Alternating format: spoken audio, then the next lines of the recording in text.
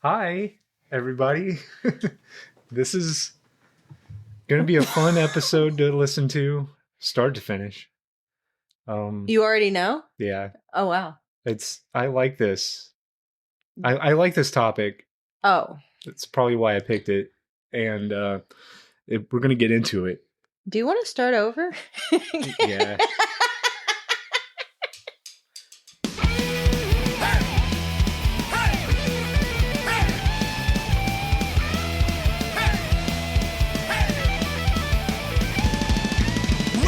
Show about pop culture stuff. We keep watching and connected, but it's never enough. Talking with our friends about our favorite things, TV shows and movies and some random swearing. Hey! Hey! Hey!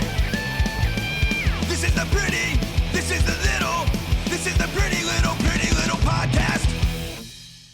Hello, all you pretty little people. This is the Pretty Little Podcast. I'm your host, Just Chad, and with me is Deadbeat Jess. What? Wait, no. No, I think I've done Strike that. Reverse it. I think I might have done that one. Oh, before. shit. We better start over. Hey, you know what? I ain't above recycling jokes. You get what you pay for. The last time I checked, this podcast is free. For now. Yeah, for now. Yeah, Pretty soon you'll owe us your souls. And speaking of owing souls, Jess, what is our topic today? Dude, we're talking about Spawn. Yeah. All right. So Spawn. Yeah. More importantly, the animated series. Right, from because HBO. this animation proliferation season we've got going on. Right. It's when I think about Spawn, the good Spawn. I think of the HBO animated series, which let me do my little thing. Yeah, go for it. Yeah. Todd McFarlane's Spawn, also known as Spawn the Animated Series or simply Spawn, is an American adult animated superhero television series that aired on HBO from 1997 through 1999 and reran on Cartoon Network's Toonami programming block in Japan. Yeah, it's Todd McFarlane. It's Spawn. Right. So Anti-hero. What was your first experience with Spawn? The animated series. Yeah. Well, so my ex-stepfather was my current stepfather at the time. Sure. And he's the one who introduced me to Spawn. He was a big fan of, I believe, the comics and then the HBO series. Like, to the point where his screen name, I believe, to this day, always has some version of Spawn or Spawny or something. Really? In it. Yeah. His email addresses, all the way back. And you know the man, so you wouldn't think it, but no, yeah, he's the reason I saw this. All right, right on. Yeah. Well, my first experience with Spawn Just Chad would have been the comic. There was a comic book store not in my neighborhood. It was kind of a drive, but it was a big comic book store, so it was one that like all the kids I knew at school went to. It just had like a better selection. Yeah, you had to have somebody with a car. It was a little too far to ride your bike. Yeah. But one of my friends at school had told me that it was shutting its doors. Oh. And like he tells me this on a Friday, and it was the last weekend the store was going to be open, but he said his dad was going to take him that weekend. Mm-hmm. And if I wanted to go, whatever. So I said, sure. I went with him. We went on Sunday. The last day? The very last day. They were not opening their doors Monday morning. So basically everything was just in long boxes set up on tables. Mm-hmm. All the shelving and everything that made this look like a comic book store was gone. It was just tables and long boxes full of comics. Each long box had like either the company name on it, Marvel, DC, Image, whatever have you. Or it had like the character, right? Spider-Man, Batman, Superman. Sure. And so it was, you walked over to the box of your choosing, flipped through it or whatever. And I went over to the Image box, not even knowing what Image Comics was. I was at this going to point. ask. This would have been 1994, I think, is when this went down. But in the box, there was a bunch of Image titles, Wildcat, Spawn, The Max, Savage Dragon, things that Image Comics, the early superhero I love you Image gesturing comics. to me as if I have any fucking idea. Well, but I trust because that you Image know. Comics has gone on to be one of the top selling comics of all time. But they were like one of the first independent Yes, and now they have the titles Right. like Ice Cream Man, Saga, things you would be familiar Oh, with. I love Saga. All of these deluxe man. editions I have here are mainly Image I'm still Comics. in major denial and won't continue the series. Right, maybe, so- but I love Saga. Flipping through this box, like everything was priced at 25 cents. Mm. And I was flipping through Did you have a these. bright, shiny new dollar that you were eager to spend? I spent like $25 that Damn. day, and I think Hi, I dude. walked out of there with a little over 100 comics. Well, yeah. So yeah, a lot of it was That maths. yeah. I grabbed every issue of Spawn they had. They had 1 through 20, and then like Had you heard of it before? no, You just thought this it was the looked first cool. time I had even seen the character. You just were like, well, this looks fucking awesome. Right. So I grabbed every Spawn they had. Like I said, they had 1 through 20 Oh, okay. consecutively, and then like sporadic issues here and there after Right. that, like 32, 34, whatever. Whatever, But yeah. I grabbed everything they had, and then I grabbed the Max. Was also where I know you love that found out too. about the Max. So I Yeah. grabbed everything they had. They had issues like 1 through 14 or something. So I grabbed those, and then I grabbed some other shit too, some Sandman, probably some Batman and shit. But yeah, I went home and I was flipping through these things, and Spawn is just it's one of those. It's very 90s. Yes. It's very edgy 90s. Right. This is a very dark character. It's Well, there's a lot of things that make me think of The Crow, which is what I know more than, obviously it's different, but it harkens. and not to get too far into like the history of Image Comics, right? But Todd McFarlane was among a group of individuals that started Image Comics that were, writers and artists working for the big two, the Marvels and the DCs. And they got tired of They their got tired of bullshit or something? Yeah, just the low pay, the long hours. That's what being happens told when, basically where what- else are you going to go? being told what you can and can't do with the characters, Mm-hmm. not being able to write or create characters that were all that interesting, just safe, kid-friendly Right. bullshit. And they just kind of got tired of it. So McFarlane, among others, Jim Lee was one of them, Rob Liefeld.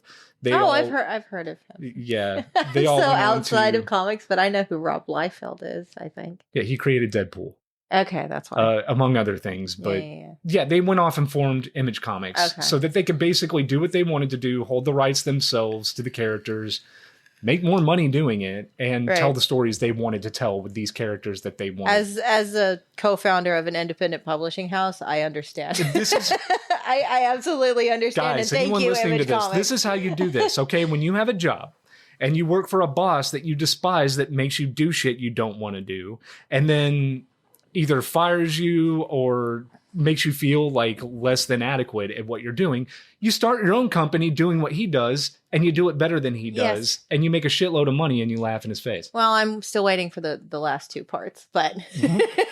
when it comes to the Shadow Spark, Yeah. that's all right though. Don't worry, that'll come after you die. Oh, good, yay! All 'Cause the it's- money will roll in the day after you pass away. right. But so yes, Spawn was one of the first characters that Image Comics put out there. It was like the flagship title of Image Comics. And to be fair, it was the one that did the best. I mean, Spawn is still being produced today. Yeah, you told me that earlier. That's crazy. Yeah, to it's me. the longest running independent comic of all time now, as of recording this. Really curious. What does he just? But And that's so. and, It seems like such a tight story. yeah, I'm that- going to What? also say that my experience with Spawn exists in the 90s. Uh-huh. Only the 90s. I'm familiar with the comic book series from the 90s. I'm familiar with the animated series from the 90s. Right. The live action movie from the 90s. Right. After the year 2000, I did not keep up with Spawn at all. So for all I know, it's not even about Al Simmons anymore. It's probably about somebody Maybe completely Spawn different. is like I a never dog read- or a teacup now, or like all the weird Spider-Man fucking whatever Right. they do, or I Green never- Lantern things. I never read any of the like offshoots of the Spawn series, the medieval Spawns, the zombie Spawns, any of that shit. Jesus Christ. Okay. Yes, I didn't keep up with any of it. So this is going to be just based on we're mainly going to cover The HBO series The and the HBO live series, action movie. yeah. Yeah. so And probably more so the live action film, I feel, because that has so much more to give us to want to talk about the HBO animated series, though, because it's very good. I've never read one of the comics, so I can't speak to any of that. You know, while we were going through both of these pieces of media, the cartoon and the live action, I would ask you, like, is this right. from the comics? Is this in the comics? Yeah, because there's definite differences between these two. There are some tweaks in the animated series that they omitted some characters. Like, I have my faults with the animated series, things that I still want to know what happened to their fucking dog. Al and Wanda had a dog, and then after he's dead, it's just gone. Where is that dog? That's something the live action actually takes care of. It got put in the dip. No! What is wrong with you? Yeah, it screamed as it got Shut the fuck up. We haven't even done that episode yet, and I don't want to watch that movie again. It's so upsetting. Really? Yeah, really. That's what happened. No, you're bringing that up. What do you want? You wanted an answer, I gave you one. You brought up that poor shoe. Ugh. But the animated series was definitely the height of Spawn mania, right? The 90s, like Spawn this was the peak in the 90s for Spawn. Was by the time we got the animated series and the live action movie, that was pretty much, it was on a decline from there, except with the hardcore fans that still follow it to this day. That's the thing. Like, I was not a comic book kid, so this was very, when my ex-stepfather, it was like, you'll like this, check this out. I had never heard of it. I was very apart from all of that. So this very much just was a standalone thing for me. And then they made the live action a couple of years later, and I saw that and I vomited violently. And that was it. Yeah. The year 2000 definitely split the fan base from the people who were casually into Spawn or just into Spawn because it was like a popular thing. Yeah. After the year 2000, they kind of fizzled out, and then the diehards stuck around. I mean, yeah, no, it's a very emo kind of story. So, I mean, obviously I was like, hell yeah. So do you want to explain this? The basic story of Spawn. About Al Simmons and everything? The Cliff Notes version of the story. Well, the overarching I'm very anti-Cliff Notes, but sure. Well, basically, Al Simmons is this assassin-y guy, like part of the government secret ops and all of that. And he goes around the world with Chapel and some other people, like doing the dirty work of the government and all of that. So he's a killer, but he feels that he's killing for good. Right? Like, he's like justified in this. And he's married to Wanda, who he loves desperately. And they can't have a kid for whatever reason. But yeah, and then he gets betrayed and killed and cast into hell. And then 5 years pass and he comes back and he doesn't know at first. And I'm going off the cartoon, obviously. He doesn't know who or what he is. There's a whole lot of... What you asked me to summarize it. I'm summarizing. I'm just going to insert a little thing here because it is important to the plot. Okay. So when Al goes to hell after being killed by the government, he makes a deal with Malbolgia, who is basically the devil of this universe. Is that true? Or because I don't know the name he is Malbolgia. Like the Satan of the Spawn universe. Malbolgia is the ultimate evil. Did Todd McFarlane create the name Malbolgia? Is that part of it? I'm not certain of that. It's the only place I've ever heard it. But while he's there, Malbolgia makes him a deal. You can go back to Earth and see your wife because that's what he wants more than anything. But once you're done there, you got to come lead my army. Okay, so Malbolgia refers to the evil ditches, because I thought I'd heard it somewhere before, in the 8th circle of hell from Dante's Inferno, which is where I would know it from, where fraudsters are punished. And then also it's a powerful demon ruler in the Spawn comics. So it's not really like, like Mammon, Leviathan, Beelzebub, Belphegor, like these traditional demons of hell. This isn't one of them. Malbolgia's out there, just not well known. It's just a good name. Yeah. Malbolgia. It's fine. I used to hate it when I was a kid because I thought it was stupid. Why? I was just like, I don't know. It sounds extra. Hello. He's a demon ruler of hell. I think he's expected to be a little extra. Right. So, But no, so the story just basically revolves around him trying to figure out who he is, what his powers are, what is wanted from him. He's got this fucker, clown / violator following him around, trying to get him. And all he wants to do is get back to Wanda. He does make a deal with Malbolgia to lead Hell's armies if he can see Wanda again. right. But, obviously, dumb shit. Of course, shit isn't going to work out. Like, this is hell. Hello. And, but then he forgets that he made that deal for a while. So it's this whole thing. And, And one of the caveats here, the reason why he would have to go back, I have to explain this too. Yes. I don't know why you asked me to do the summary. Spawn is on a timer. Right. It's represented by this series of numbers, 4 numbers. Mm-hmm. It starts at all 9, 9s. 9, It slowly 9. depletes. Anytime he takes damage, anytime he overexerts his powers to perform a task or something like that, it depletes what I just call it his mana, basically. It's basically the amount of power stored in himself, and when it reaches 0, he dissipates and he goes back to hell and leads Hell's army into Armageddon. And this isn't just special to him. There have been many Hellspawn throughout right.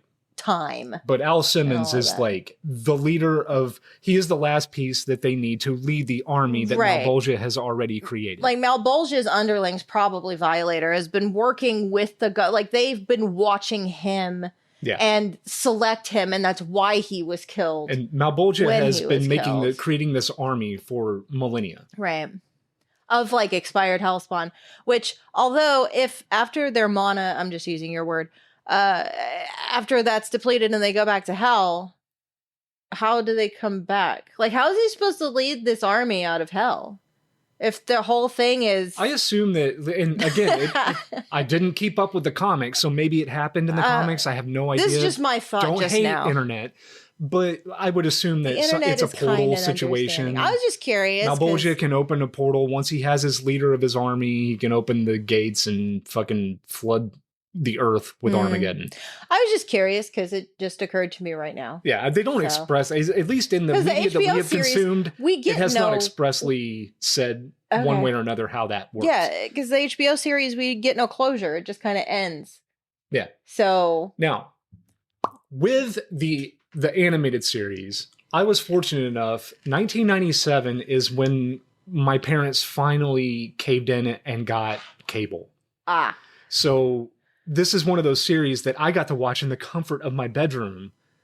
yeah, And I watched it in my. This was the ex-stepdad's first office. series, like cable series, that I recorded myself in my bedroom. Oh, of course you recorded it. Of course you did. And I loved it then. And honestly, while I think it was after the series had ended, right before the movie came out, they released it on VHS.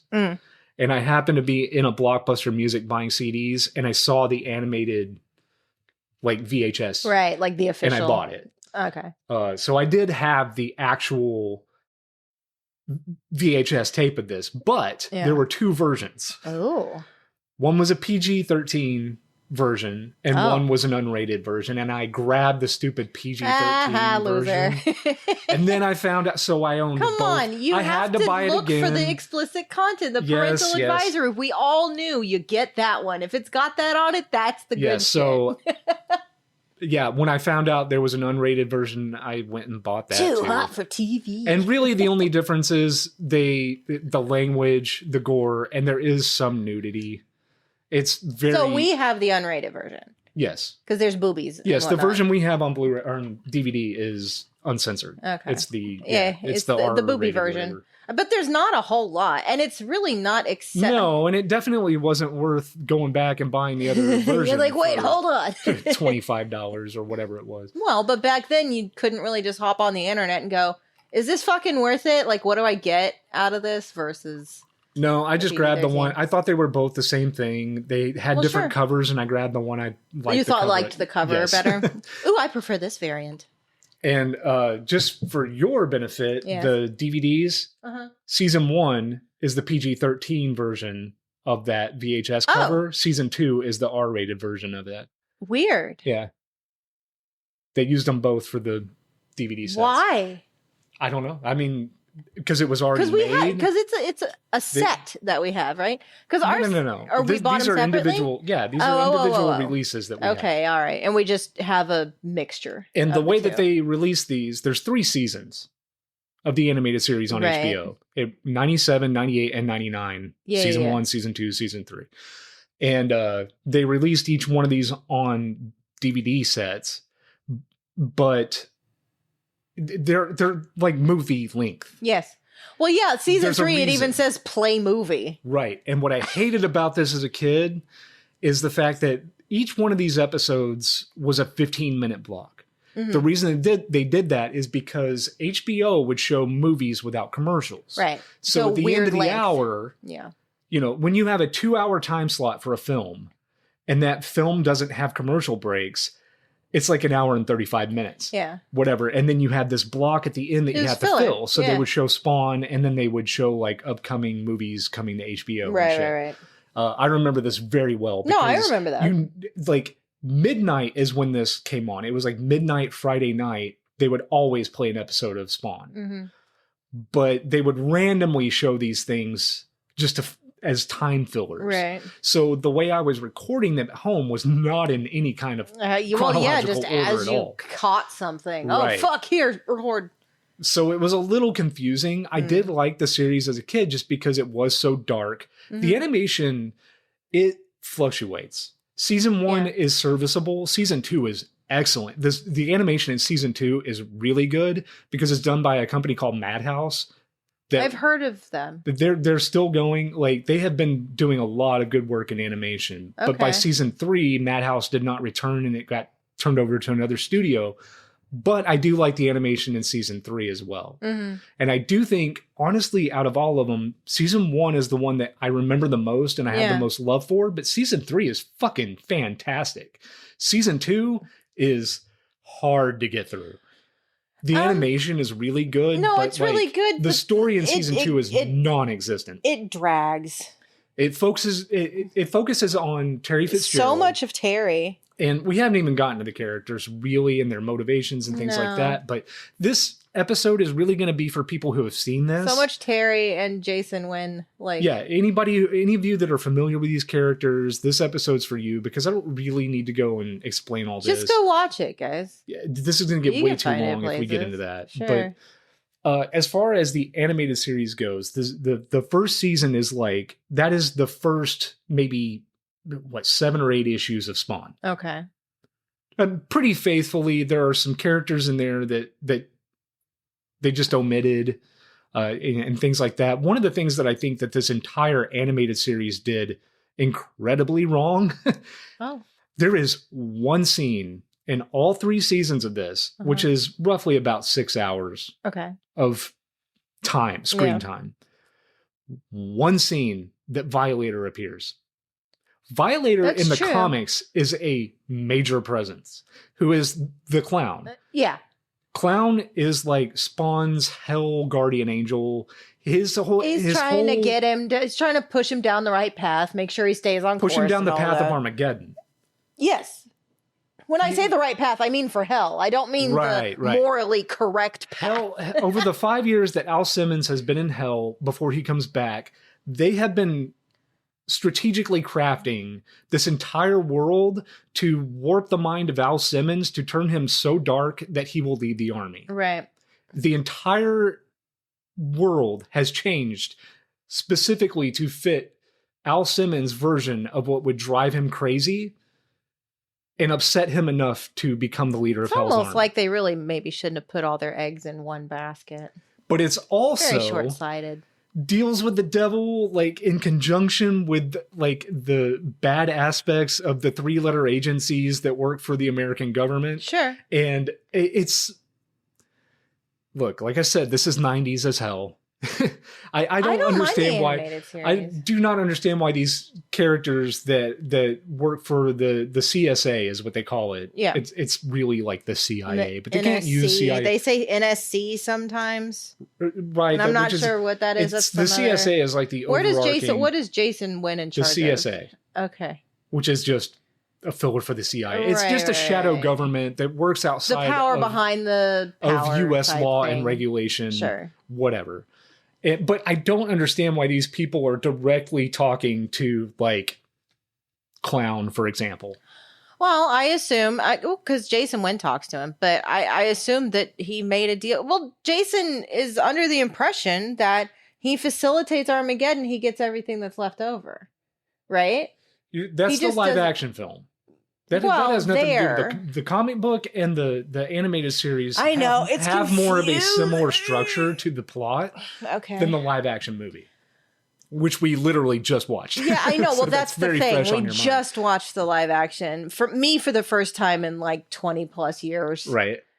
And I'm good for another 20 plus years at least. But anyways, we'll get to that. But Jason Wynn, who is he's the major He's like the most powerful man in the world. It yeah, seems he's the like he major can make anything antagonist for happen. the animated series for Yeah. sure. And most of the comic, at least what I read.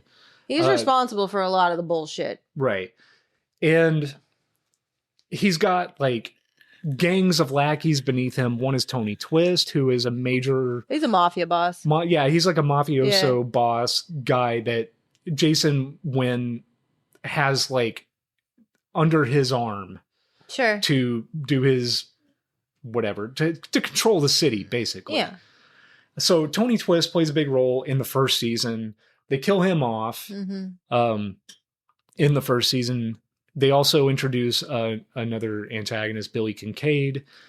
Yeah. Who He's is- gross, man. he's- He's like the brother of a prominent senator He's or the son. something. So I thought he was his brother. I thought it was his son. I think he's his brother. I don't know.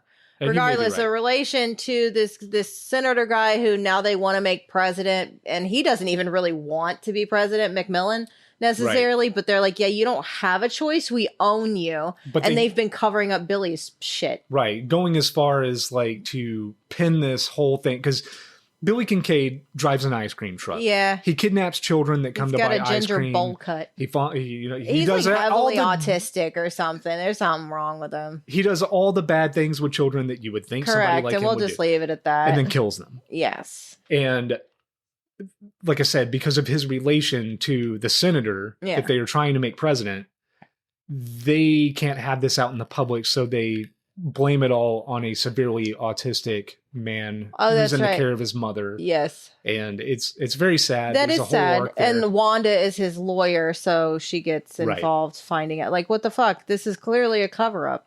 And Yeah. I do credit this series, at least that first season, for the way that they do weave, like, all of the characters have a point here. Yes. They all have a function, and that function works extremely well with the plot and the characters like that are involved Wanda, in the for plot. example, she does have her own agency. She has her own purpose. She has her own drive. She's not just Al's former wife But with that, and the reason he comes with back. that, that's a great example of how well this is written, because the Billy Kincaid character has also led to this other gentleman getting blamed Yes. for the thing, and then Wanda being his lawyer Yep. and weaving her into the plot of Yes. that. It's It's very, very well good. done. It's good. And I'm not really surprised, because this was an HBO series.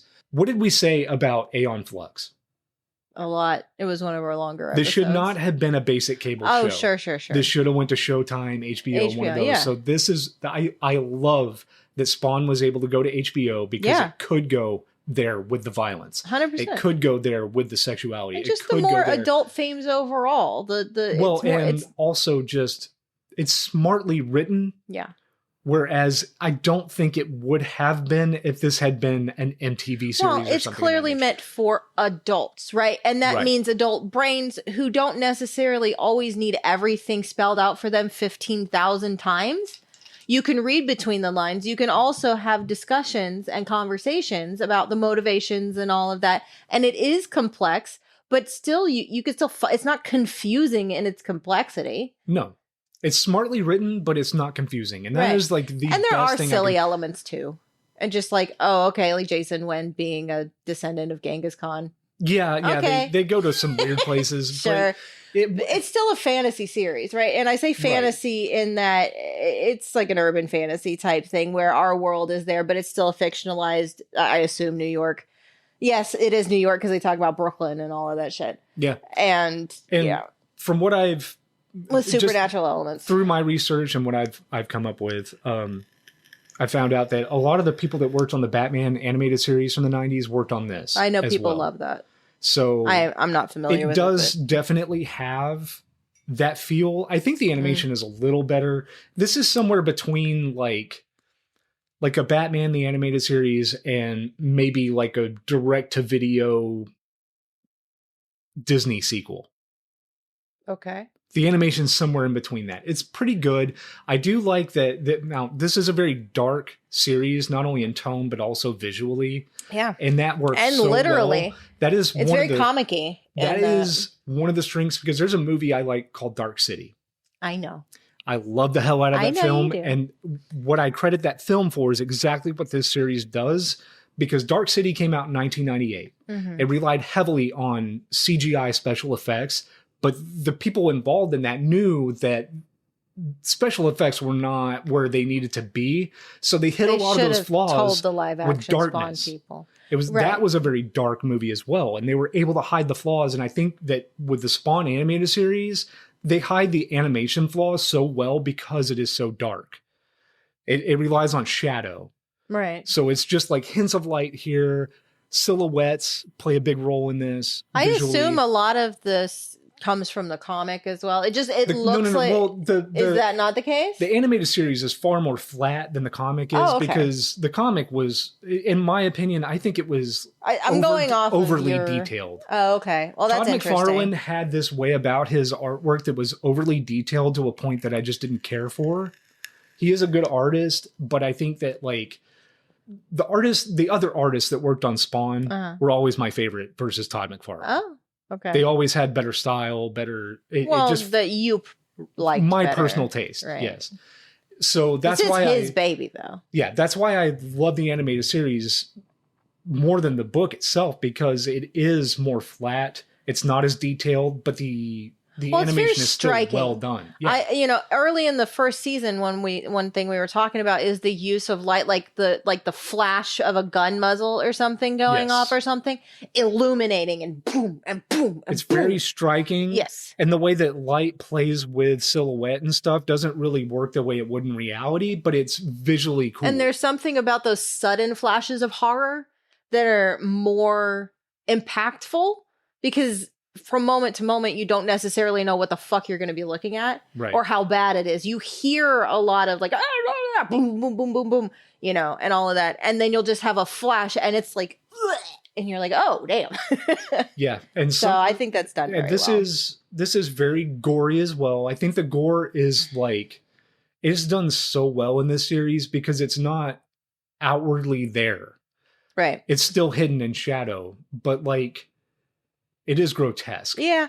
Well, and there's more grotesque things other than just outright gore. A lot of the people, like the way that no one has a full set of teeth who live in the alley. Right. It's a lot of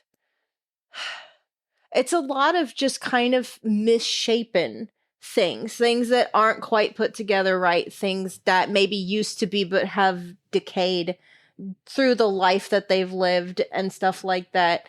And so it presents a very harsh picture of what life can be and where Al has found himself.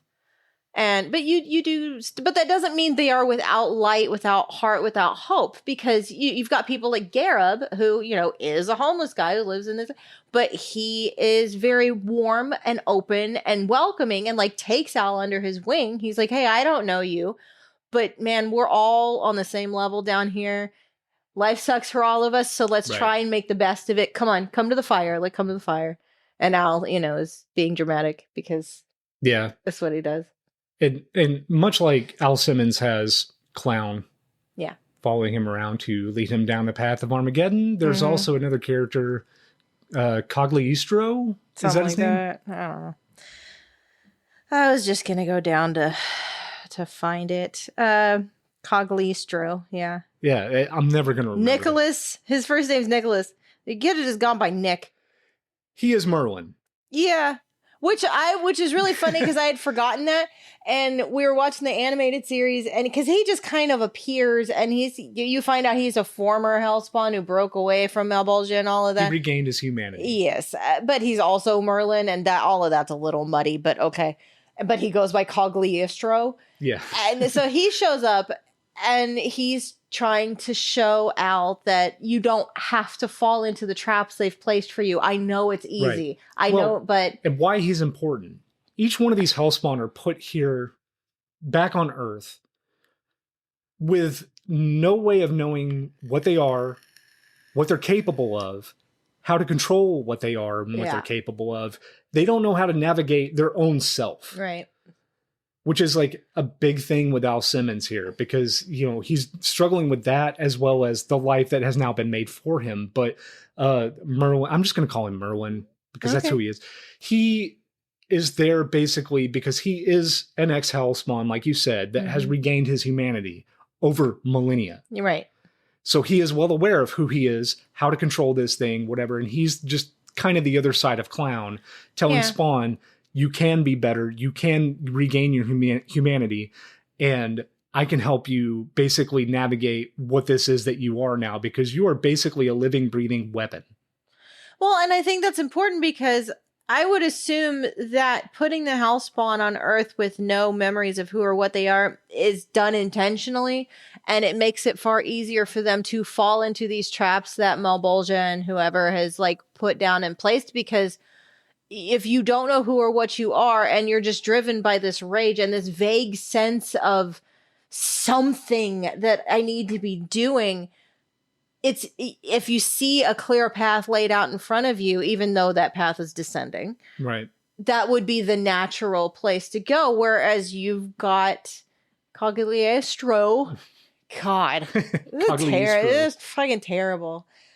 I was coming up with all different other names for him, while we were watching any long word that starts with C, because it's just ridiculous. But to have someone say, no, this is what you are, this is what you can do, helps link that former self and the current self to where he has more of a fighting chance of choosing what he wants to do. Right. Does he want to lead Hell's Army or does he want to regain his humanity? And it's that struggle because I think for a long time, other than Wanda, he doesn't really know what he wants. Right. And so Cogliostro's, his entire goal here is he wants to at least save the soul of one Hellspawn. Well, and he knows how important Al He's not is. been able to do that up to this point. No, so he's now always failed. Al Simmons is his main focus, trying to save his soul. And I think he knows Armageddon's so that he coming, can so die. it's now or never. Oh, yeah, that's true. So that he can die and have something that he has done here because he was not a good person either. Yeah. No, well, you don't become a Hellspawn. Right. He played the Hellspawn very well back in the medieval ages where he is from. And he killed a lot of innocents. He's very mournful of it. Like I said, he's since gained his humanity and realizes what kind of a monster he is. And he just wants to save one Hellspawn soul. It is weird that he's Merlin, though. Because at least in the animated series, I was like, he looks like a fucking wizard. Mm-hmm. You even said Gandalf, while we were watching that, yeah, I was like, he looks like his fucking name Merlin. should be Merlin. He looks like Merlin. This fucking Dumbledore ass yes, guy and keeps showing not up. even a minute later they say he's Merlin. I used to be called Merlin, and I was like, motherfucker.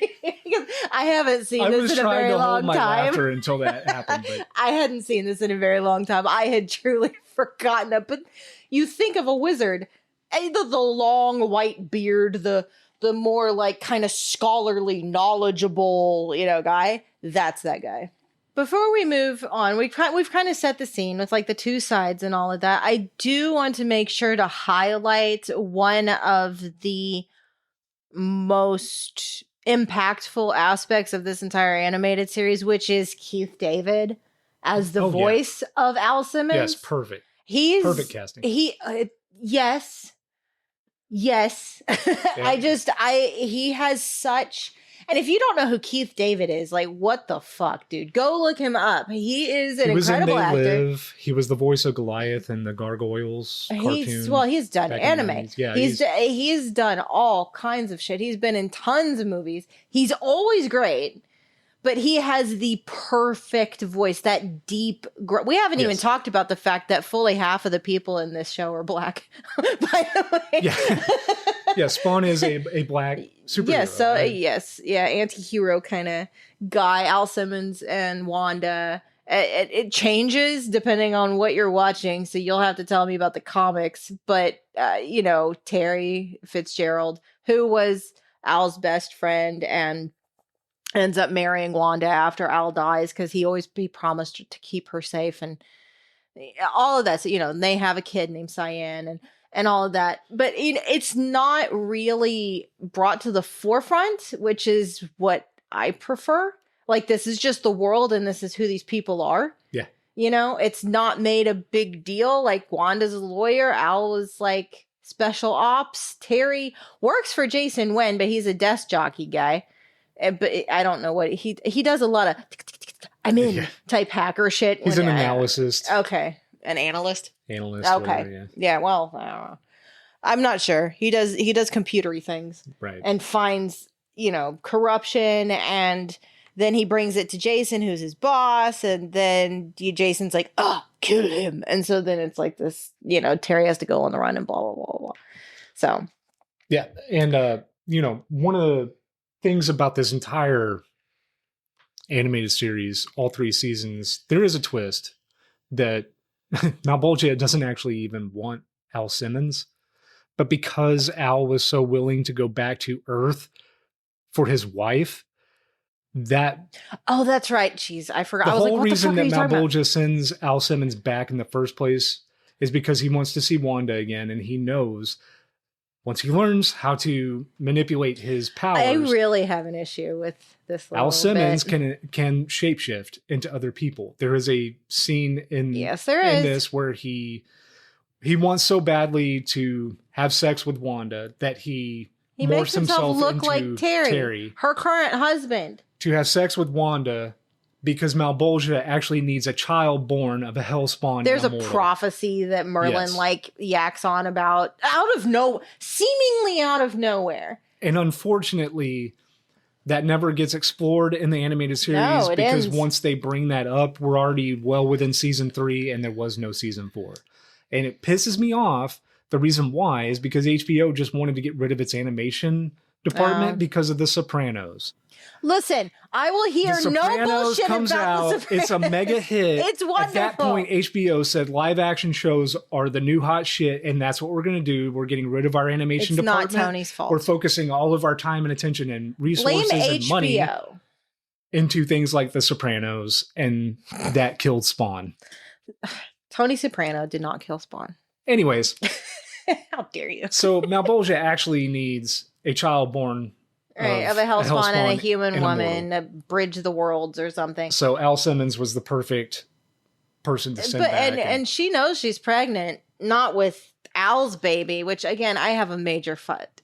But she can sense something is wrong. Yeah, she's like, something's wrong with this baby. I should get an abortion. Yeah. And her grandma's like, oh, don't do that. That's her mother, isn't it? No. She calls her granny. Well, it's Cyan's granny. She's really old. I think she's...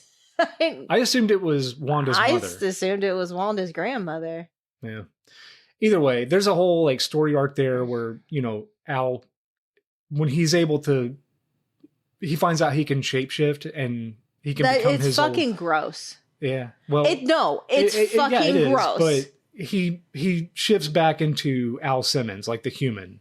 Yeah. And he goes to Wanda's house to see Wanda as Al, and she's not there, but her granny is there and she's blind. She can't actually see. Uh-huh. So it's said that she has these other senses, like a sixth sense maybe. Right. And she knows that it's Al, first of all. And she knows that Al is dead, so he must be an angel that's come back, and she accepts the fact that he's an angel, and she wants to see her husband who is dead and just see, physically see him before she became blind. Right. How they were. and Al allows that to happen and all that. So yeah, there's like this whole arc where Al talks to her, and that's in the comics because she's kind of like a clairvoyant type character and isn't upset that Al is there and he's dead. She just kind of sees him as some kind of angel. So he's able to talk to her. And that's the thing in the comics as well, that like he's able to have conversations with her, and that helps him get back more of his humanity through her. And that I thought that was important to mention. No, yes, that's very important.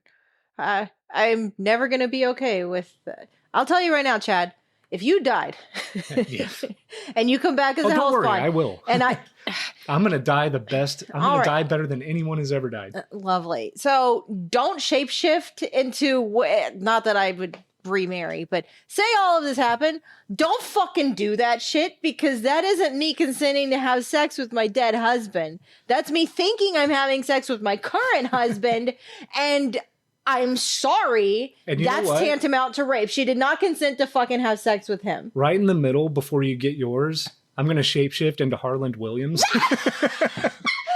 And look you dead in the eyes. God. Oh, God. You know me too. And then you'll truly know it was me all along. No. Oh, God. Of all the people you could choose, you pick Harlan Williams? Sure, why not? Gross. So, when I say Spawn, what do you think of immediately? The look. What do you mean? That's right. John Leguizamo. Oh, because much like everything I love in this world, at least from the 90s, this too got a live action adaptation. Yes, it did. It did indeed. And I'm here to tell you that John Leguizamo's portrayal of the Violator in the 1997 film Spawn is unrecognizable and unforgettable. His performance is considered the one great thing about the film. That's one of the good. It's one of the very few. But he's got a fat suit on. He's got a prosthetic head. He had to crouch down to 4'11" despite being 5'8". He ate actual fucking maggots on that pizza. Yeah, which is disgusting. But no, okay, look, if we're going to talk about the live action movie, he makes me laugh multiple times in this movie. Like actual laughter. He's actually funny. Yes. He's also fucking nasty. But he's supposed to, you said that this clown / Violator is closer to the comics than the HBO animated series was. The animated series took too much of a serious take on Clown. Now he does little things like he'll put his hand down his pants and he'll make little limericks or remarks or whatever. Right. In the live action film, he is the comic relief, which I think a story like this needs. It really does. Like if you took John Leguizamo's performance out of this movie is very bad. It's not easy to sit through. It's not the best. I mean, Michael Jai White does a decent job as Spawn. Why didn't they just get Keith David? Well, that was my question. I don't know. He's a live action actor as well. And he would have been he's great. in full on like face mask for most of this film anyway. Why not just get Keith David? I mean, also, again, Michael Jai White does a decent job. And he's a good actor. As much of a highlight as John Leguizamo is in this movie, I still think, and to this day, and I thought when it was new, Clown should have been played by Danny DeVito. I think you're thinking of his Penguin. Yes. Batman Returns. Not only that, but like just him in general, like Frank on Always Sunny is Clown. But you have to keep in mind that It's Always Sunny didn't exist back then. I understand, but Danny DeVito. No, I'll go ahead and say your piece, but I'm fighting back against this. I feel like Danny DeVito was and for all I know, they tried to get him and he said no. I have no idea. But I think that he would have nailed, this would have been a very standout 90s Danny DeVito performance. So at the time, Danny DeVito, I mean, he'd been on Taxi. He'd been in a lot of things, but Frank didn't exist. Frank Reynolds. So as far as that kind of gross funny, Danny DeVito was not known for that at that point. The Penguin was not overly funny, right? He was gross, but he wasn't like the comic relief, really. John Leguizamo by this point had been the Pest. The fucking clown violator, are you kidding me?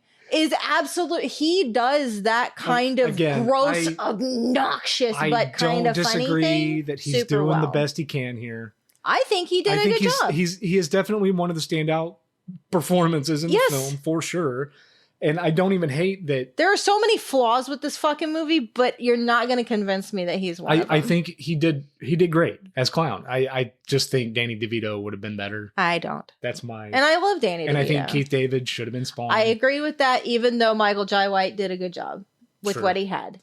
But my issues aren't the performances within this movie. My issue is the special effects. Yeah. This movie is famously terrible for the CGI parts, and from the opening title, like the credits, the opening credits are legitimately hard for me to watch. It is so much layer upon layer upon layer of movement and light and shadow and blah, blah, blah, blah, blah, like back and forth and in your face. Like, it makes my eyes crazy. Yeah. I have to look away. The special effects in this film are a lot to deal with, and mainly because it relies far too much, especially when they go into hell. All the hell segments don't even get me started. Rely too heavily Hell's Army, I can't look at either. CGI, which was very expensive at this time. Mm-hmm. To get good CGI, it was very expensive, and they clearly went with whoever was designing PlayStation 2 games. Because this looks terrible. There's so much fire in this movie that looks absolutely fucking terrible. And then there's like a moment, and I pointed it out when we were watching it, where it's an actual explosion.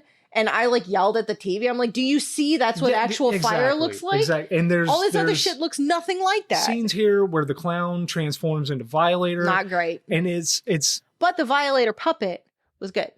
Yeah, but the problem is they keep shifting back and forth between practical and CG so much that you can tell the difference. Yes, the lighting is off. Bad. Yeah, the lighting and all the CGI effects in this is awful. Well, and like Hell's Army, I noticed each individual person, and I mean, you brought up the obvious copy paste. It's like 15 people that are just like boop, boop, boop, boop, boop, but they each flicker constantly. Yeah. But they're all slightly off. And so it becomes this absolutely insane clusterfuck. Yes. Meanwhile, they're on like a floating asteroid going through hell with like fire everywhere, and then Malbolgia's in the background and shit. And it's zooming from one scene shot to the other so fast that everything just becomes this blurry. I had to, numerous times I had to look away, and not because I was grossed out. I did look away when he ate like the maggot pizza and shit because, but my brain can't handle the graphics in this movie. Yeah. It makes me want to go cross-eyed and gives me a headache. It is extremely hard. I am one of those people that was very susceptible to the 3D. You loved the 3D movie craze when it was going on. Still do. It hurt my head to watch. It was too much. I can't do it. But this, I didn't even need the 3D glasses to make my brain crazy. I can say this much too. Oof. I was one of the people in the theaters watching this movie, and even at the time I thought it was bad.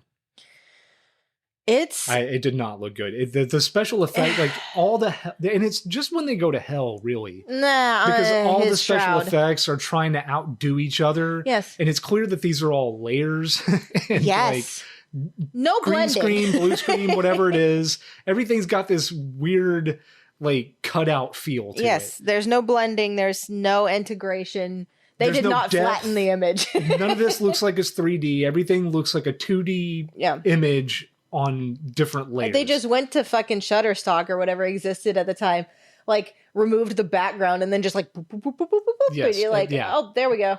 But the thing is, I guarantee you they worked long and hard on this. It's just for this to be the result. My God, what a fucking letdown.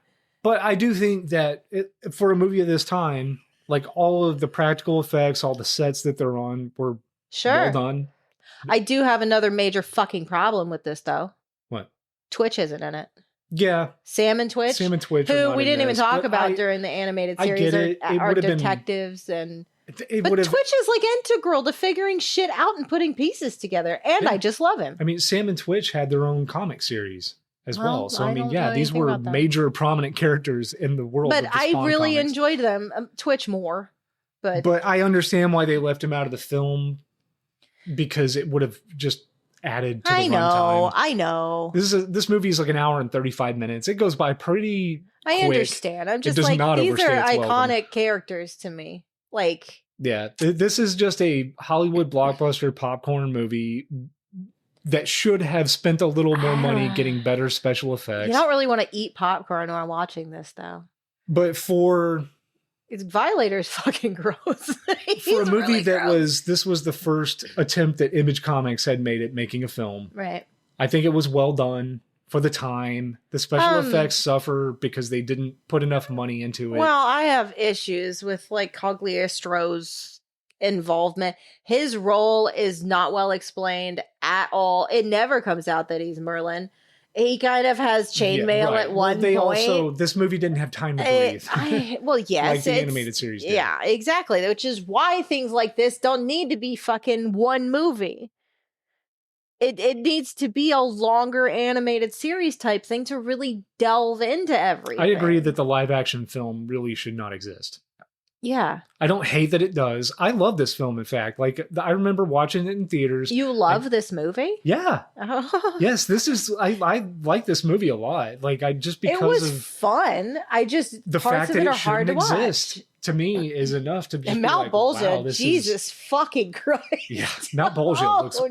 no. Man. He's the worst character. You should probably stay in model in hell, the baby. entire Ain't no one movie. want to look at you looking like that. Oh my God. But I don't hate that it exists. It doesn't remove the fact that the animated series exists. It And I can does love take that away too. all of Wanda's like actual purpose aside from just being his. And She does then she wasn't become- even his wife in this. They were fiancés. Yeah, in the live action, Wanda is more of a damsel in distress Yeah. or like just the bait to But lure so is out. Terry. Like he doesn't fucking do Right. much of anything. Yeah. His all the- role and Jason Wynn and everything's much more in the open and everything too. There's no covert. He's on the fucking news talking about this. Yeah, shit. the ancillary characters from the live action film had much more screen time in the animated series to develop and have a purpose and a reason to be there. Yeah. Other than these are just characters from the book, we need to put them in this movie. You're not gonna make me believe Martin Sheen is descended from And Genghis Khan. I am look. I am in no way defending the film as I don't being think Martin well Sheen- written or coherent or well directed or any of that. I just don't hate it. You're saying that you wish John Leguizamo wasn't in this movie, but don't mention the fact that Martin Sheen plays Jason Wynn. If anybody should have been recasted in this entire at movie, the time, it's who him. else was going to do it? Anybody. I don't know. Name one actor. I haven't thought about it, Mhm. but he has no fucking. Alan Rickman. Well, no. My poor heart. I That am would've been forever interesting. sad that he's dead. No, I don't know. Throw Ving Rhames in there or something. I don't fucking know. He would have been better. Like, he was active at the time. I'm just saying, you're not going to make me believe. Like, Jason Wynn has such a dark and serious gravitas to him in the animated series. Yeah. And then Martin Sheen is just Martin Sheen. Yeah, He's not I get Jason it. Wynn. Well, and not He's only just that, but there. He's being Martin Sheen. Martin Sheen, his character in this He film, doesn't stand he's out in like- any way. He is the most like 90s supervillain villain that you could possibly Well, be. his right? plot is, but not his performance. Right. His performance entire is- goal is to set a virus loose on the world that only he has the vaccine for, so Yes. that people will have to do what he says to get the vaccine. So he's trying to become the Chancellor in V for Vendetta, is what I'm hearing. he's just 'Cause that's ultimate what they did 90s there. villain guy, but he's played by Martin Sheen, who is half-assing this performance. He's at not. best. He's not interesting in this movie. And no, he's not. And Chapel's not in it either, who I love in the animated series. But now we get Priest, who you said is from the comics, yes, and her Priest is name's a character. Jessica, which I could do without. Because But now I hear Martin Sheen at this screaming point, Jessica. I feel like this is the movie where he realized that like his star is kind of fading, and he has to take these roles I guess that he never would have taken. I don't know. He just he plays a politician, and that's not what Jason Wynn is. Jason Wynn is the secret power behind the politicians. Yes, No one should fucking know that name unless Right. you are way high up in the government. he's George Soros. Okay, we're not getting into that. But yeah, and now Terry is just defending him and lying about him on the 5 o'clock news. And I'm like, what the fuck is this? Like, that is such a huge change. You didn't need the news aspect at all. Mm-mm. If you there's all this stuff they didn't want to include, but then they threw that in there, which makes all of Jason's work just, and then Terry just exposes it all, which I assume the United States is then destroyed soon after this movie ends, because now the entire world knows all the most Black Ops inner workings of everything that's been going on. But everything they did in Korea, like with the virus. You're thinking about Yes, I am. I am going to think You're about forming opinions based on things that would happen in reality. Correct. And this is a movie. And you love this movie. It functions on the rule of cool. It doesn't matter. The plot doesn't matter. It does fucking None of this matters. It's it just, should. It's an hour and a half of shooty guns and explosions. And it should be far less shooty guns and more pokey capes. His fucking cape is a character in and of itself, and it's not here. And when it is here, it's like a fluttering piece of red plastic wrap. It's not good, it's but it's fucking fine. bad. But It's John fine. Leguizamo is good as Violator. Yeah. I think everyone here is doing what they can. I think that the worst And Michael Jai White is fine. actor Spawn in this doesn't film get is a Martin chance to Sheen really by be far. complex. Martin Sheen looks like he doesn't want to be there. Doesn't even know Martin who the Sheen character looked like is. he showed up from playing the president in another movie and just kept his clothes on and just, now I'm doing this. Each scene that he's in, it looks like that day on set they had to remind him who his fucking character That's was what I'm anyway, saying. and what his motivation is. Go. Yeah, you're evil. Go. Like every step of the way, he had to constantly be First of reminded all, what this character Also, is. he is on the front lines taking care of his own shit, and that's ridiculous. Jason Wen that's what he's got Chapel for. That's what he's got Priest. Priest, by the way, in this fucking movie is a fucking joke. Yeah. She walks around in leather and spikes and her diamond corset and all of that.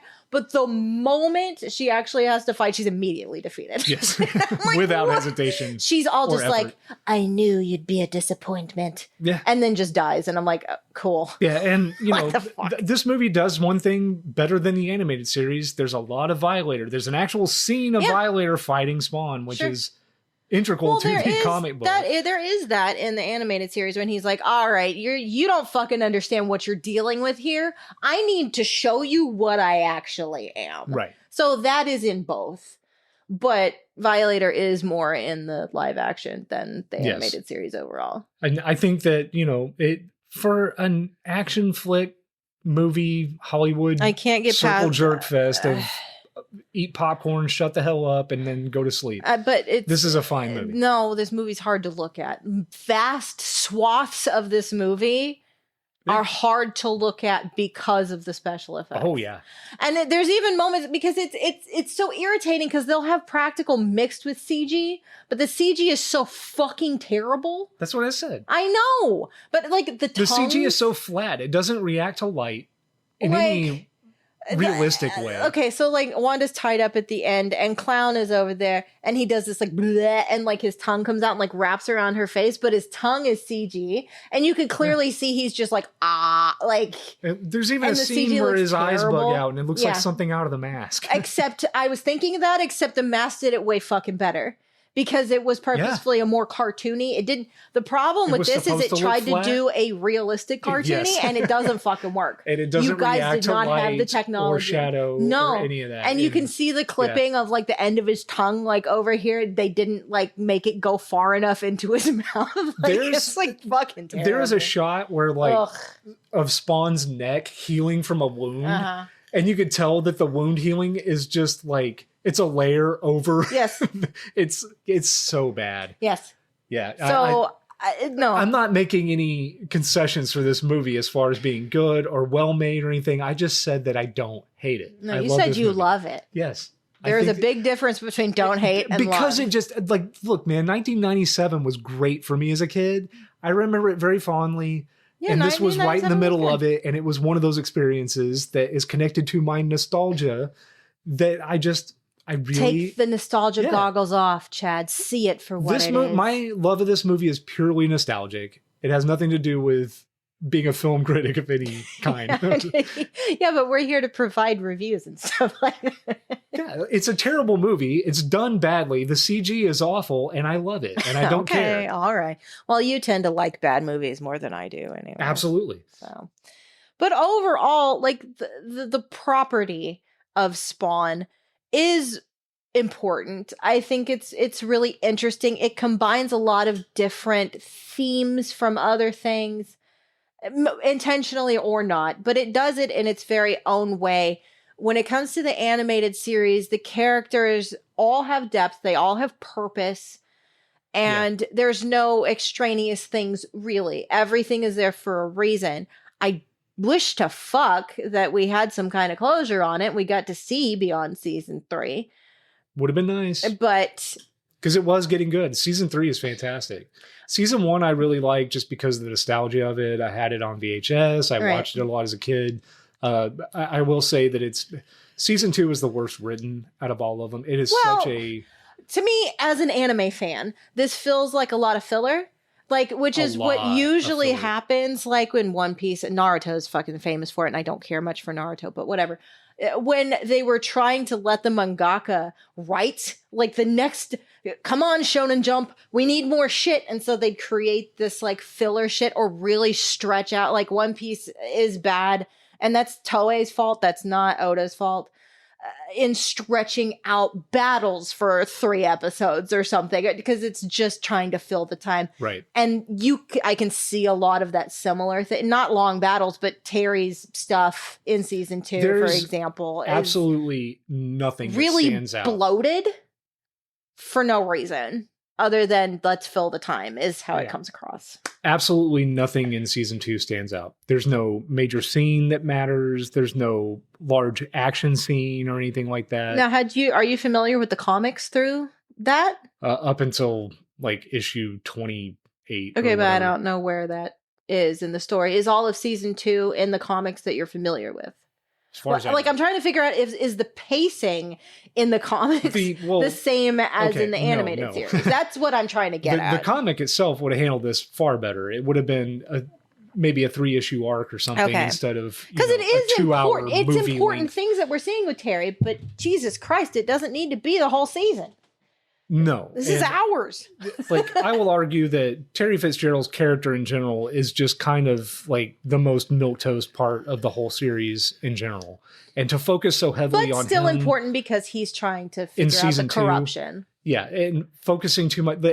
whatever he's dealing with in season 2, that should have been weaved cleverly into the series itself. Right. It is very apart. There absolutely needed to be something else happening in this season besides just what he's doing. Besides him skulking around in a trench coat and Wanda crying at home. So we can shift back Having and forth. sex with not him. Yeah. We just needed to be able to shift back to something else important in the plot that we can also focus on because this is boring as hell. Bringing anime back up, do a training arc with Spawn and yes, Marilyn. This would have been a perfect point to do that. Let's do something like that. This would have absolutely been a great time to focus more on Spawn learning what he is, how to handle his powers. Show Violator more. Coming up with a plan, a game plan. Sure, something. Have Twitch, and there's a lot because there's all these different pieces.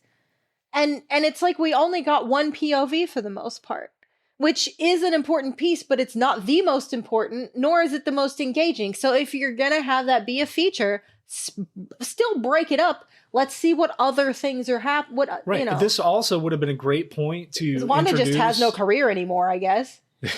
This would have been a great point to introduce more of Sam and Twitch. Yes. That would have been the other story to focus on besides Terry and what he's doing, because I think that like Sam and Twitch absolutely are integral to this. They need to be there.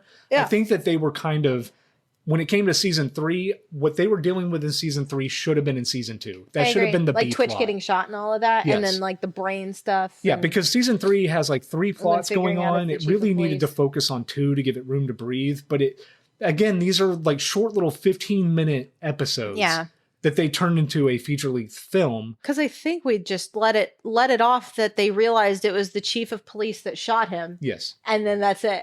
We don't see them again. Yeah, we don't know why at that point. Continue. Well, we know why. Twitch was... Yeah, we know exactly He was on why. to something. He was starting to know too much. They had to kill him. And Jason told him to take care of it. They just failed at doing so. Yeah. And season 3 ends on the cliffhanger of Spawn going to Merlin and saying, look, I want my humanity back. Yeah. And unfortunately, we didn't get anything after that because this is the point where he finally decides, like, you've done this, old man. So can I. Teach me. That should have been the end of season 2. Yeah. Like, I feel like seasons 2 and been... 3 could have been compressed down into just season 2 I without think losing a lot of stuff. This series really needed 5 seasons. Yeah. Well, see, that's the thing. I don't know how the story is supposed really to end. Really, absolutely needed. I assume with him regaining his humanity and defeating Malbolgia's plans, but I don't know. I didn't get that far in the comic itself. I don't know if Al Simmons was. If y'all are listening and you know, please like, comment, no and subscribe. Fucking tell us, how does this shit end? Right. Give me Let closure. us know. But I do think that season 3 was rushed. It does feel rushed. I think it's one of the better seasons. Definitely better than 2. Season 1 is great. I don't hate season 1 at all. I think that that's important just to get the overall like Cliff Notes version of what Spawn actually is. Right.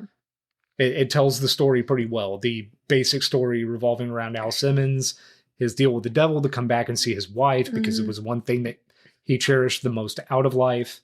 And then the inner workings of the government versus Hell, their motivations, how they're working together to make Al Simmons become what they originally say to be the leader of Hell's army, but it turns out that he was just needed to spawn a child that Hell that actually again needed. That feels so just kind of tacked on and out of nowhere, because nowhere up until that point has Merlin ever mentioned a prophecy. Never once. No. It's not even hinted at. But he knew about it once he found out that Wanda was pregnant by Al. Yeah. As a Hellspawn. Now he just knows everything about it. And he's like, no, this was foretold. Well, maybe you should have warned a motherfucker. Yeah. I'm Hey, just saying. By the way, just so you know, don't have sex with any mortals because Hell needs a baby. Like, I get why you want to be with your wife, but first of all, you're a fucking creeper for pretending to look like her husband to fuck her. He even showed him in the fucking book. Yes. Where it was prophesized Yes. that a Hellspawn would give birth with a mortal. Yeah. And didn't warn him of this. No. So yeah. And you wonder why you failed with all the other fucking spawns. Maybe your shit isn't together, Merlin. Give them the info. They need the Dude, info. fucking let a bitch know. How is he supposed to know? Give them a game plan here. But yeah, anyways, it is what it is. I mean, when it comes to Lord of the Rings, the Eagles could have just flown them there. No, Jess. that's not true. And don't get me started on that. You don't even know that fucking fandom. You're not super familiar with it. Whatever. Do not get me started on the Eagles. You can't overthink it. Just don't overthink it. I overthink everything. Have you met me? You can't overthink this. One thing that they really overthought that I did just want to briefly touch on is the menus for the DVDs. God. Oh, this was the era of holy like you look on the shit. back of the DVD boxes for these things, every single one of them, big as shit, says interactive menus because that was a selling point. It for definitely DVD. was, because Chad always puts the subtitles on when we watch things. Yeah. And it took you 5 minutes. Navigating this cycle menu, through. yes, because it's very primitive. This is worse than Laserdisc. Because there's this little probably 10, 15 second cycle of animation and music and everything you have to sit it through. will not activate and Yes. let you move forward. It won't activate the buttons until you sit Until through you this move animated. And you have to go through this 4 or 5 times to reach the subtitle. It was and then it's not clear what's highlighted, what's anything. Even on the not to mention you got the techno music blasting and all these visuals assaulting your eyeballs. Even on the live action movie, the subtitles were weird. It was spoken language and subtitled language were the 2 options, and I was like, no one says it like that. Yeah, What the fuck is this? These menus are awful. Did you want to talk about the soundtrack for the live action at all? Well, I mean, it was it's the ultimate of the time. Yes, soundtrack. This is very much you were talking about something time capsule. I didn't realize about all the soundtrack. mashups. Right. So involved. this was kind of a big deal when it came out. Basically what it was they would take songs from like well-known artists. Your Marilyn Manson's, Korn was on there, Stabbing Westward, big names for the time. Right. And then they would have a different band that was like more in the like techno industrial remix the song. So you had mashups with like Stabbing Westward was on there with Wink. And then you had the Butthole Surfers with Moby doing a song and on Marilyn there. Manson, you said, with the Sneaker Pimps. The Sneaker Pimps and Marilyn Manson, Korn and the Dust Brothers, Filter and the Crystal Method had a song on here. So yeah, it was basically remixed. It's by interesting. Other bands. So it was kind of this mashup, whatever, different versions of songs you already knew. It's an interesting idea. Yeah, it was fine. I bought the soundtrack mainly because there was a Butthole Surfer song on it. Right. I liked the Butthole Surfers. I liked Stabbing Westward at the time. But yeah, these were all just remixes of. But it stands out because that's still in the era of the soundtrack being a thing. Yes. Yeah. You know, I will probably never do, unless we do Batman as a whole someday. We'll never really talk about Batman Forever that was or the 97 side. as well. That's what I'm saying. It's of that Batman era and where Robin. the movie soundtracks were like, And getting big artists. I don't know the numbers, but I'd say the soundtrack for Batman Forever I don't know. It was very, very, very profitable. Oh yeah. It was insane. Kiss from a Rose? Exactly. Yeah, I know. The Batman and Robin soundtrack was a big one too. You know, Mainly so because this of the is Smashing Pumpkin this is of exclusives. that era where right. movie soundtracks were a huge the soundtrack was part kind of a it. big deal. It came out right before the movie did, so I did buy the soundtrack before I saw the movie in theaters, just to get kind of an idea of, you know, tonally what the film was going to be. But yeah, it's fine. It's not anything that's mind blowing today. If you want to go back and but listen at to like the a time, time it was a capsule big that is deal. absolutely 100% It's just 1997. Yes. Completely. Go listen to the soundtrack. It is on Spotify. I looked it up. Yeah, it's there in its entirety. So knock yourself out. So at the end of this, wrapping up, I think that the animated series is by far like the bread and butter for anybody wanting to go into. I think if watching you want to Spawn. actually understand the source material and get everything that I think Todd McFarlane intended right out of it, Yeah, feel free Just to go understand read all there's no 7,000 or whatever issues of the I don't know anything about comic if you want to do that. I have no desire to do so, but you know, the animated series is where I would say watch this. That's very going to give good. you, it's great. Even season 2 with its flaws, the animation is still fantastic. Sure. I It is just fell still asleep a visually couple of good to times look at. because Terry was just like creeping in the dark. And I'm convinced Jason Wen is allergic to lamps. Like there's never any fucking I light. made that statement, like we were Jesus. watching it and every time Cyan would walk into a room and she'd be like, "Mommy, what's going on?" I'd be like, "Why is everyone sitting in the fucking dark? Turn a light switch on. Fuck. Mommy, I'm still here. Where have you been? Yeah, I'm hungry, Mom. Remember me? I'm your daughter." Yes, hi. I'm 5 or 4. But yeah, the animated series is by far what I would highly recommend 100%. watching out of all this. Definitely watch the live action film. Again, this is another movie from 97. It couldn't have existed anywhere but 1997. Watch it for John Leguizamo's performance. Yeah, go listen to the soundtrack. And I don't know. As far as I'm concerned, I mean, I read, like I said, the first like 28 issues of Spawn. Mm-hmm. You can get all of that. All of it's collected at this point in hardcover editions that are fairly reasonably priced. You can go get all those. But and read it's the a story. very important, like you said, it was the linchpin of Image Comics. It was like the what's the word? It's like the big cultural whatever. touchstone of the generation. Ah, yes, absolutely. Yes, thank you. And yeah, Spawn kind of was. Yeah, So from its 1990 importance goes beyond the actual story itself as to what it represented as far as independent media and stuff like that too. And I do need to and just make what it sure did for that's- Image Comics in general, and Sure. how it helped them become what they are today. They're a powerhouse. Most of the titles that I love today are coming out of Image Comics. They're one of my favorite imprints, and I don't give a shit. I think they're awesome, and I think that this was a very smart move on Todd McFarlane's part, because it's not just a comic book empire. He's also got like McFarlane toys, Yeah, which are known which is for making being a super fucking killing awesome. every time they release a new. I figure, have an those things Alice sell out. Cooper. I think is that a Todd McFarlane Yes, thing? yes. My Alice Cooper that was my dad's. That All has the like movie the big, Maniacs figures, all the like that's part of that line of McFarlane toys with Mhm. Alice Cooper. He was doing like the movie Maniacs. Like I said, the Crow, Mandy's Crow figure that she has, that's a Yeah. McFarlane figure. And they are very detailed and they're very high quality. They come with a lot of accessories. Oh my God, yes. The statues that you get of like the Spawn statues, every time those come out, they still sell out to this day. And some of them are like $1,200. So, I mean, there is something to this. Yeah, sure. More than an animated series or whatever. This is an smart on his empire part. built on Spawn. Mm-hmm. And I think that it's great that to this day, Todd McFarlane respects what it is. He doesn't hate the creation. In fact, I think he's trying to get another movie off the ground with Jamie Foxx attached to it. I was reading something. A new live-action Spawn movie reboot titled King Spawn is in development with Blumhouse Productions. Following years of stalled attempts with creator Todd McFarlane involved and aiming for a release around 2025, 2026 Yeah, well. To be fair, they've been talking about this forever. So will it get made? Potentially starring who Jamie knows? Foxx. It builds on the 1997 film.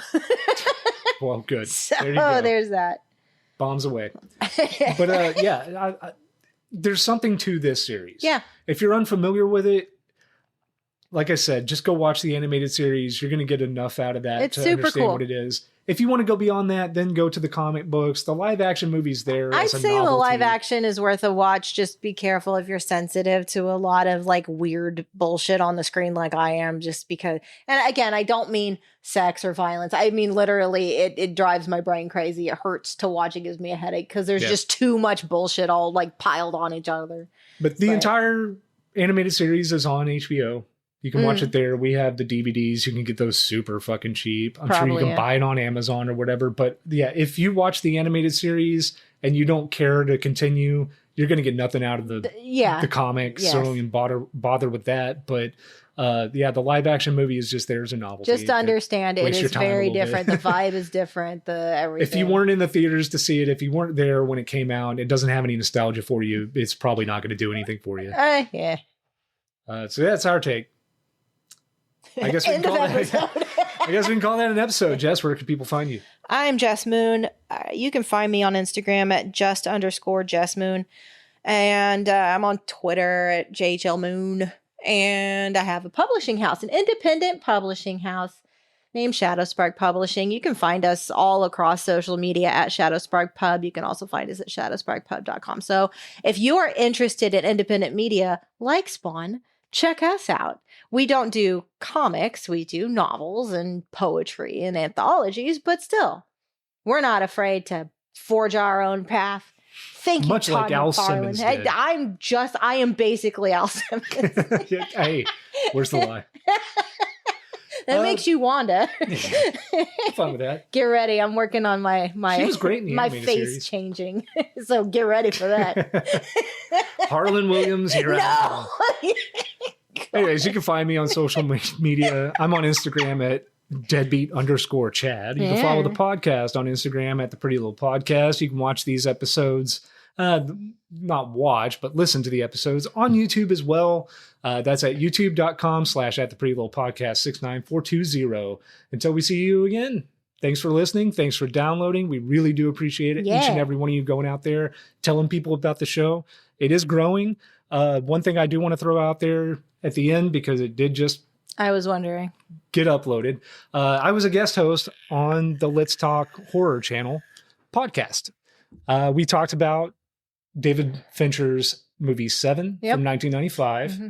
That's available on YouTube. You did a good job. Yeah, it was fine. You looked I watched super some of it. sexy. That is a video podcast. So yeah, if you want to watch words come out of my handsome face, you can go It's true. find that on YouTube. It's Let's Talk Horror Channel. Just search for Let's Talk Horror Channel on YouTube and it'll come up. It's 7.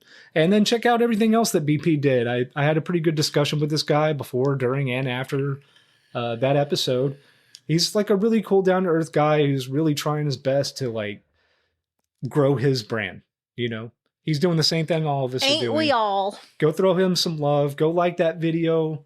It's about 2 hours long. So Go tell Chad how handsome he is. yeah, go comment, like, download. You can find me there too. Anyways, till we see you guys next time. Bye. Bye.